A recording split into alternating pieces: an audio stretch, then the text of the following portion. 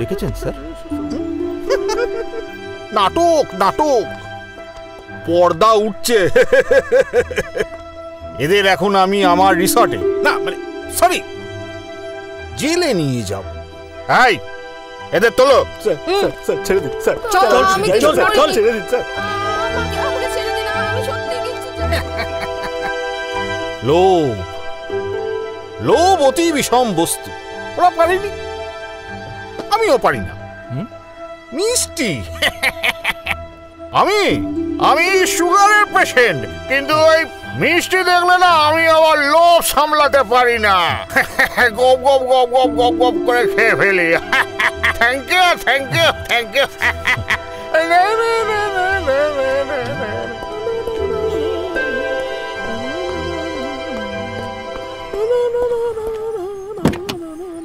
চল।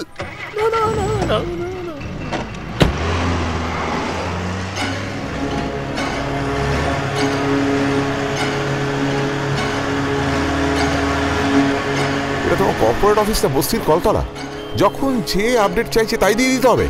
গো to UK, you can't have anything. তুমি কোনো সোর্সই খুঁজে পাবে না। ওসি একটু বেশি বাড়াবাড়ি করছে বলে মনে হচ্ছে না? নিজেদের কাজের তো কোনো ঠিক নেই, এমন একটা করছে যেন চুরিটা আমার হাতে ধরিয়ে দেবে, ধরিয়ে দিয়ে বলবে আমি খুনটা করেছি আর আমাকে অ্যারেস্ট করবে। স্কাউন্ডার। মাথা ঠান্ডা রাখো, আজকে ভাইয়ের কাজটা মিটে যাক।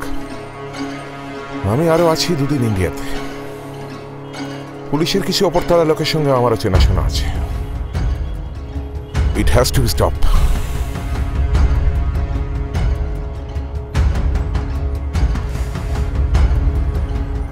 আমাদের লাইনটা না আরো অনেক শক্ত। এই যে এতদিন ধরে কাজ করছি, সবে মাত্র টকি হয়েছি, তাও দু একটা কথা কপালে থাকলে জোটে, নয়তো তাও জোটে না। সেই ঠায় দাঁড়িয়ে থাকো। তবে তুই যখন বলছিস একবার, আমি ববনদার সাথে কথা বলে দেখবো। শোন না, আমার না কিচ্ছু ভাল লাগছে না, আমার কিচ্ছু ভাল লাগছে না। খালি না মাথায় একটা প্রশ্নই ঘুরছে, ছবি বাবুকে মারলো কে? এহি প্রেত সৌম্য গম্ভীরেবী পৃথিবী পূর্বিনেবী দেহস্মভ্যাং দ্রবিণেয়ং ভদ্রং।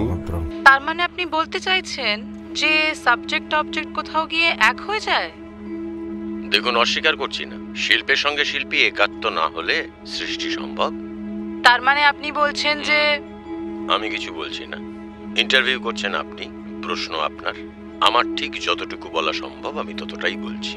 আমি বিবাহিত। শিল্পের কি এমন কোনো শর্ত আছে যে আমি বিবাহিত বলে যারা আমার মডেল হবে তাদের সবাইকে আমি শিকার ভাববো? তাহলে কি আমি আদৌ আর্টিস্ট নাকি জিগলো? সারা ভারতবর্ষে বা সারা পৃথিবীতে আমার পেন্টিং কত দামে বিক্রি হয় আপনার কোনো আইডিয়া আছে? বা প্যারিসে যে ছবিটা দেশকে পুরস্কার এনে দিল, সেটা কি আর্ট নাকি যৌনতা? না মানে আমি আপনার মতো একজন এত বড় পেন্টারকে কোনো মতেই ছোট করতে চাই না। আমরা বড় স্ক্যান্ডাল প্রিয় জাতি ম্যাডাম। মাইকেল কত বড় কবি ছিলেন আমরা জানি না, কিন্তু উনি যে মাতাল ছিলেন সেটা আমরা জানি। জীবনানন্দ সারা জীবনে এক লাইন না পড়লেও আমরা সবাই এটা জানি যে উনি ট্রামে চাপা পড়ে মারা গিয়েছিলেন।